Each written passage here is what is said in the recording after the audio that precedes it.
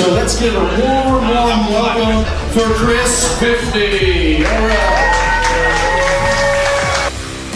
Hello and welcome to Lawd Lukan. It's time to top up your gin and juice. Oh, might want to avoid the juice because we're backing up on another episode of Love After Lockup. An explosive show where Atomic Amy has left a cheeky IBD, or improvised booby device, outside her room, and it's about to blow.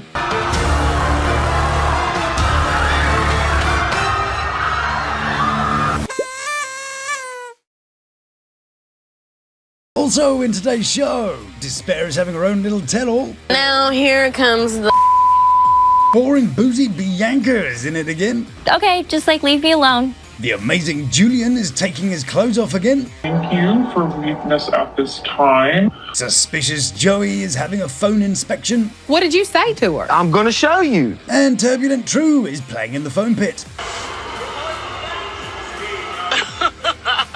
So stay tuned for that and much more right here on the Lawd Lukan channel. I'm just gonna chill. Konnichiwa! Joshite anata desu ka? And an astoundingly warm welcome to you. Big slippery loves to those who have subscribed, you beautiful people. And Maurizio Catalan's bananas for the members of the Lukan Manor. I said I'd read out some of the top comments for the Street Fighter bit of last week's video. Link at the top if you missed that. I'd like to see Arthur versus Arthur. Ah, good job. Now, along the way today, we'll be dropping in with True, who is currently playing at one of those soft play centres. Oh, you can do it, True. It's like, there's about a 4-foot drop there. I think the foam is probably more scared of him at this point, but we'll leave him there for now, and we'll see how he's getting on during the video. First to pass out in the corner are Amy and Troy. And poor old Troy, he's got to navigate his way out of this little fiasco. And, as we saw in the last episode, his idea of going to the Winchester and waiting for it all to blow over isn't exactly a genius one. Also, I have a suspicion that Karen is currently using the family brain cell to keep her ears warm. So, Troy's on his own now, bless him. The man whose IQ and penis size are worryingly below average. I wonder if Amy is one of those types of people who need the anger and drama in their relationship. Maybe she just wants to have her patio doors rattled in a wild post-argument makeup session. Yeah, well, Troy though. Maybe she needs a Keith or a True. I imagine those boys know how to leave you with a funny walk in the morning. Not a P. Diddy kind of funny walk in the morning. The kind of, blimey, I've had my atrium remodeled kind of funny. I think she just needs a stronger man to melt her. And Troy, who says he's a magnet to women, just doesn't meet her expectations or her fantasy. And after all, she's a lady. And most lady women have sex using this, whereas most men have sex using these. And have some type of understanding with one another without all this yelling back and forth. What you gonna? No. Yeah, what do you want to talk reasonably about stuff when we can throw all of our toys out of our strollers and immediately give up at the faintest sign of a problem? Well, as long as it's someone else's problem, of course. If it's her cheating, well, that's all forgotten. It's all over with. Her overreacting? Yeah, that's somebody else's problem too. But Karen talking to the baby mama and Troy running away because he couldn't handle the conflict between his mother and his lover? Those are all just too much and totally reasonable grounds to terminate a marriage. Marriage, it's a joke, isn't it? A marriage is crafted over time, not ordered from Temu. A marriage isn't a crutch, it's scaffolding. You saw the ring on the floor. I'm done. We did. We also heard that thing hit the floor. Get out my house. Get in here. What was that supposed to be made of? Pots and pans? Get out my house. I have been waiting for years for you to get home. Can you believe it? She chose to date a guy in prison and had to wait to see him.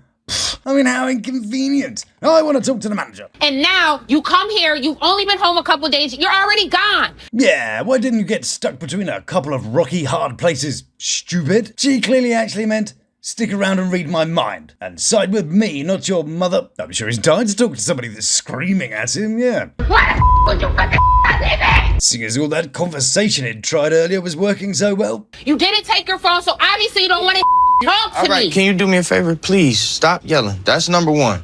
I'm sure you'd be clamouring to speak to that again. And if you wanted proof that it's one rule for Amy and another for her opponent, she berates Troy for walking away during an argument, then walks away from Troy when he says stuff she doesn't want to hear. This is why I walked out in the first place, because I don't want to deal with the yelling.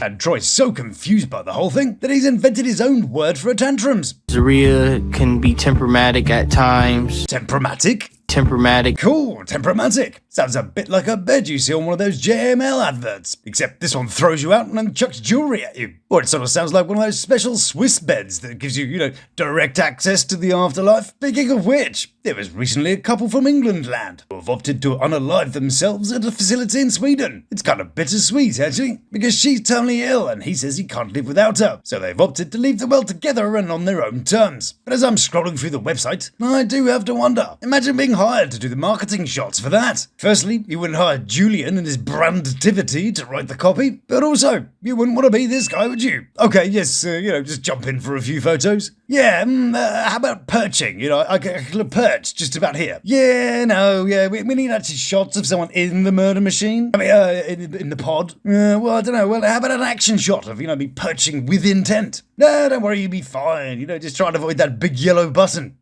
I suppose these companies need to hire in people to play the part, really. I mean, it's not like you'd try one out for size and then take a lovely picture of you smiling and waving, is it? Oh, no, yeah, clearly you do. Give us a wave, Barbara. Hello. These pods come in loads of different styles, So let's play a quick game of unaliving pod or health pod. Will the thing kill you or make you soft and smooth? Picture 1, death machine or healthy thing.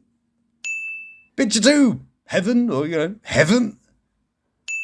And picture 3. Anyway, temperamatic. My new favourite word. It's sort of half temperamental and half dramatic. Does actually make a bit more sense than I've given him credit for, doesn't it? Well done, you. But straight after that, he's back to baffling us with his logic. Because here he says, I've definitely got to see a side of my wife I never knew she had.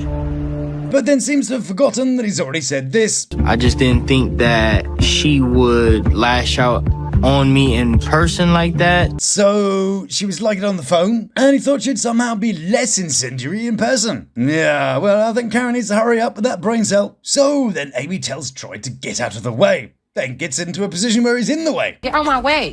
I'm not moving. Can you stop? See, she was free to go any which way off the bed, but chose to get out and stand there. Why did she do that? Could it be so she could change the optic? See, look at this. This is way more victim-y. Look how helpless she is now. Stuck between that monstrous criminal and the cupboard, or I don't know, whatever that thing is. So anyway, he apologises and asks her to finger his ring one more time. Can you put your ring back on your finger, please?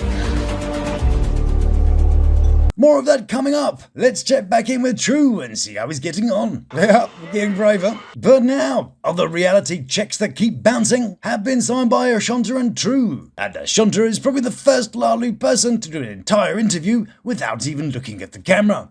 I don't know what the future holds for me and True. It's like watching Stevie Wonder, isn't it? You believe in things that you don't understand. And then we cut to True. Is you dressed? You ready? Yeah.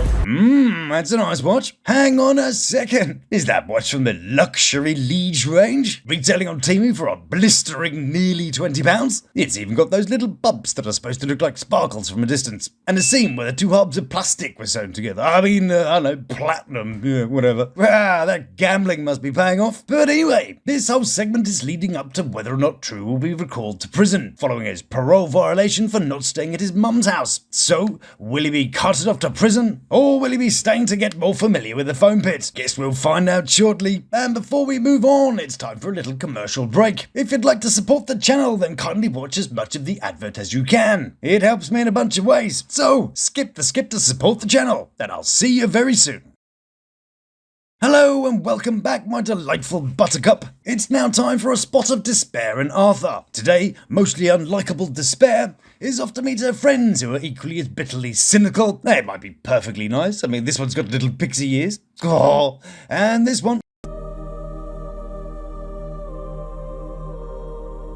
My gaydar is definitely twitching though, Batman. Or as someone in the comments diplomatically referred to it as, a bit spicy. Well then, slap me with a chicken and call me Nando. So, how was you guys' trip to the Big D? Is that a euphemism? I know someone who wasn't taking a trip to the Big D.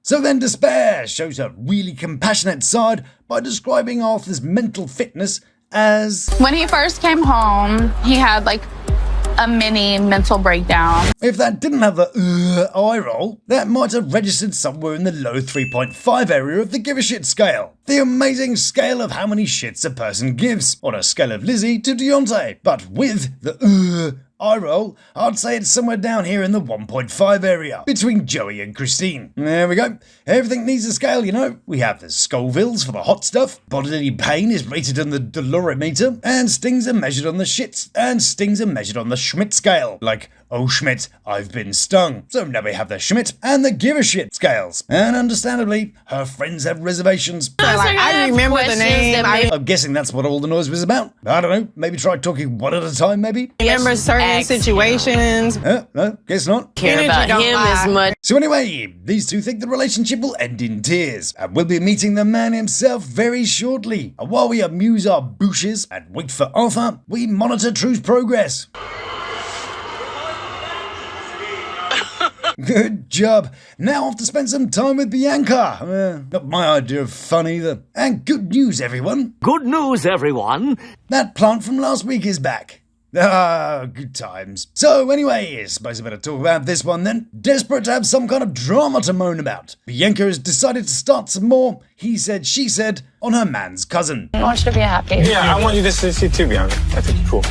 So then why did you convince Daniel not to marry me? She's determined to give the crew some conflicts worth filming, but it kind of backfires as the reaction from her man's mother probably isn't the one she was wanting. I didn't do that.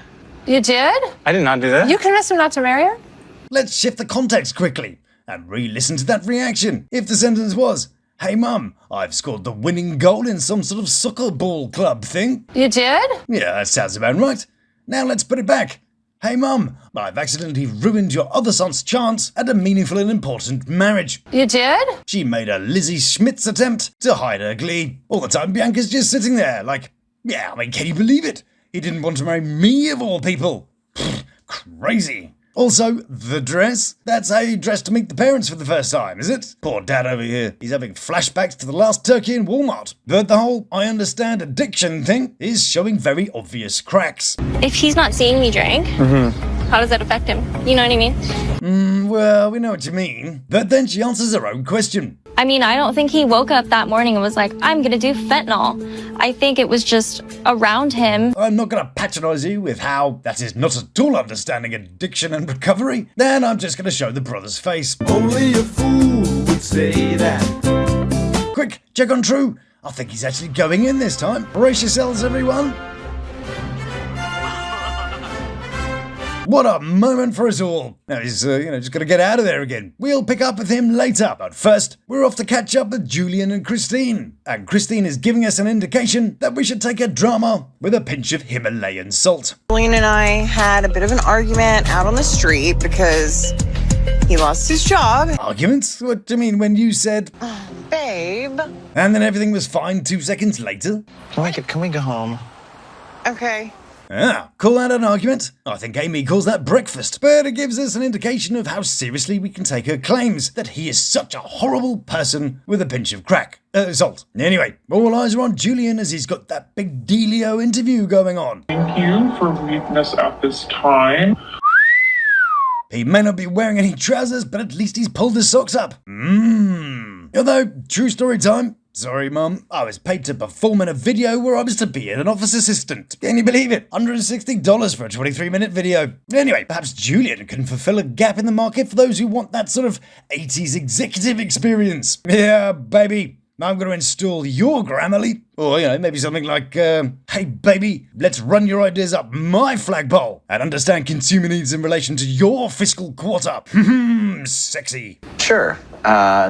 Meanwhile, it's time for Let's Get Crafty with Christine, a new show where Christine treats us to some handy crafting ideas. In this installment, she's going to show us how to make some flyers. I am making some flyers for a stand-up comedy that I am going to try out. Oh yes, not only is she arting some cool flyers, but she's crafting her punchlines for her open mic night. Something she was born to do. I was voted funniest in my class in high school. My nickname in jail is 50. Sure, my friend Kieran voted himself most likely to touch Michelle Owen's boobs. So I'm going to rate what you got voted to be at school as a Lizzie. Unless Kieran did, of course. In which case that throws out my whole line of thinking. Maybe she is funny after all. Now, when I first saw the bit when she's drawing the flyer, I drew this to have a little bit of fun. But then I saw what she actually drew. Blimey, Hey, I wasn't far off. You know, she's got the bubble writing and stuff, but mine's got a lovely smiley face. You know, really sell that comedy aspect. I also love how she did that thing where you're all confident with the letters to begin with, but then you can't fit them all in at the end. Nah, don't worry about all those silly little details, you know, like where and when it is. It's fine. And this isn't the only amazing she's committing to paper today. Earlier, she was filmed penning this masterpiece. I've naturally done comedy my whole life.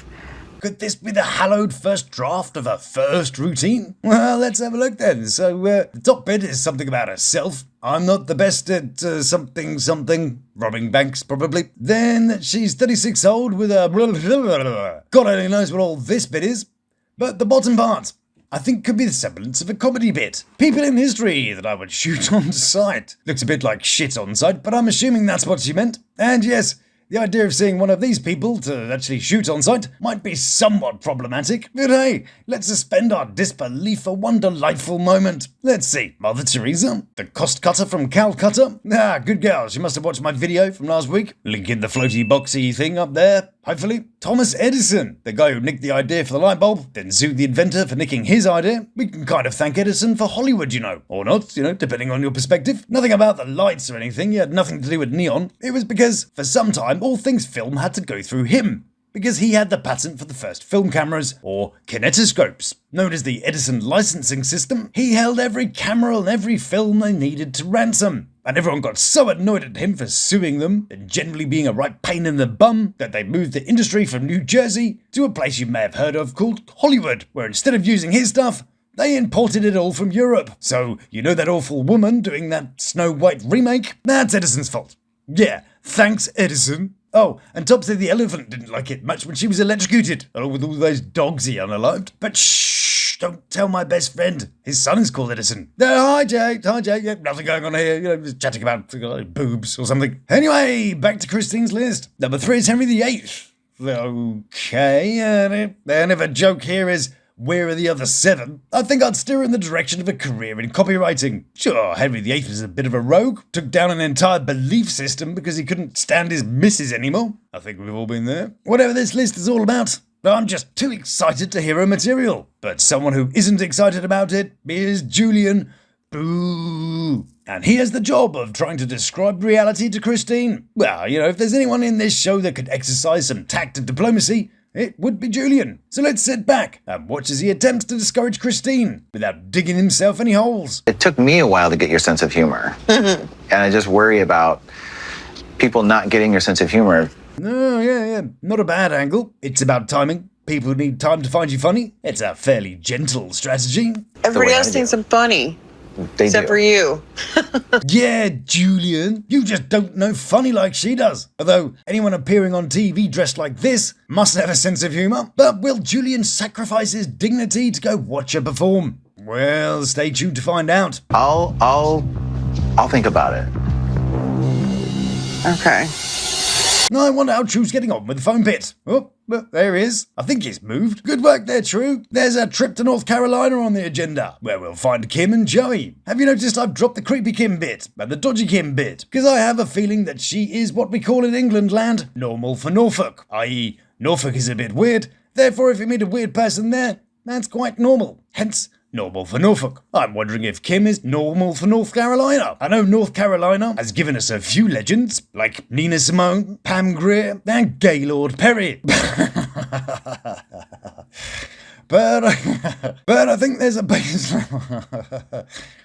But I think there's a base level of what normal for North Carolina might be. Still not sure what I mean? Well, the visual representation is about to pull up on the drive. I'm just too white and nerdy. I think I'm just too white and nerdy. In the last episode, Joey came home with the fantastic news that they were a couple of $1,000s poorer than they were earlier. So what do you think this week's great news is going to be? Well, his ex has been texting him on WhatsApp. She wanted to talk discreetly, you know? Did you download it?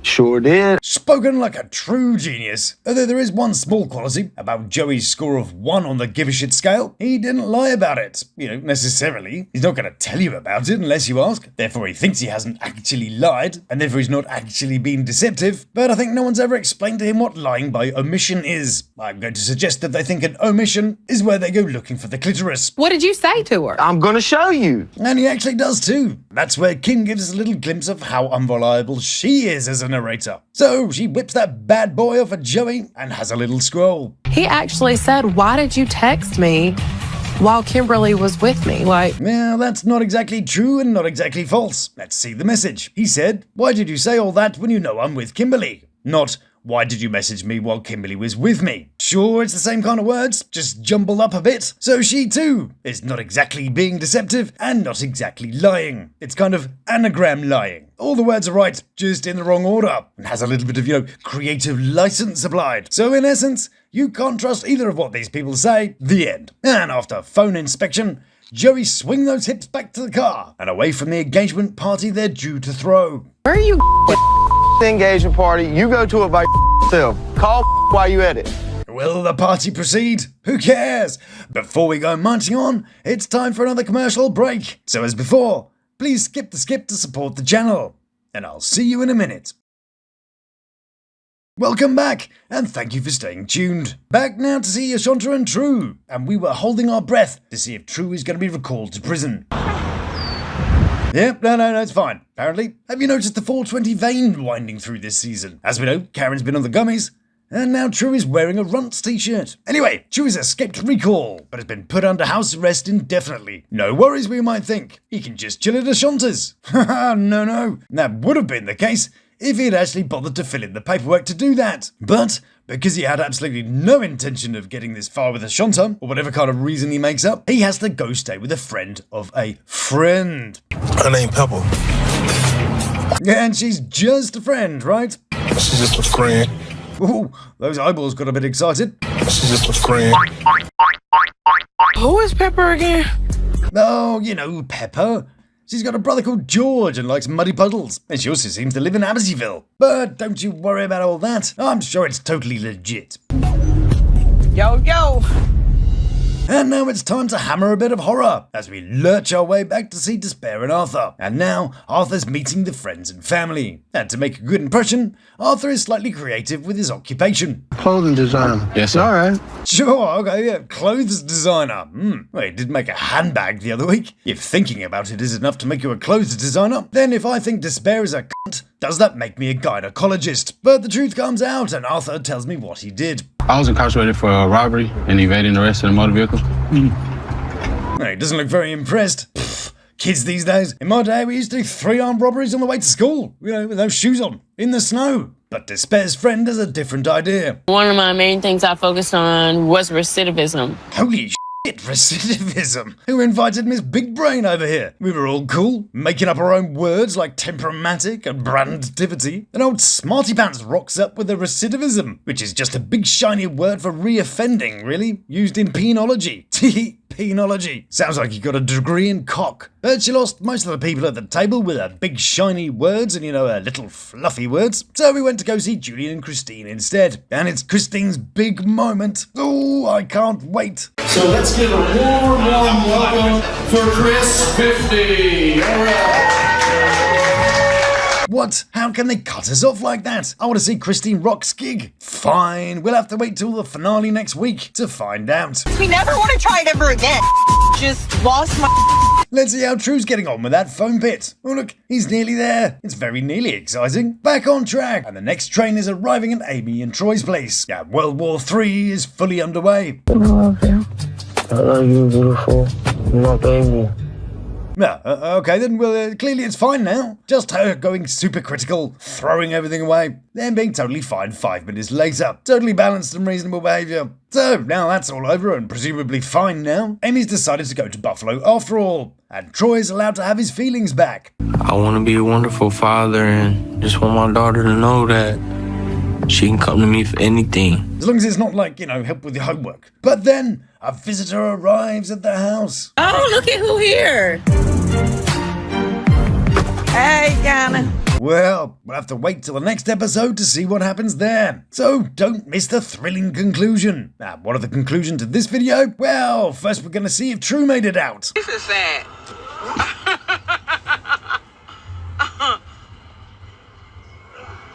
Wow, just wow, a staggering feat of physical endurance. One last thing for today, and it's time for a little bit of wholesome.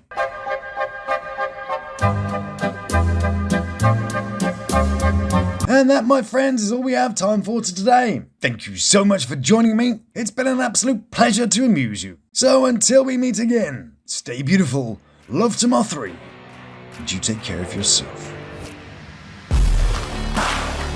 Please subscribe now for our play.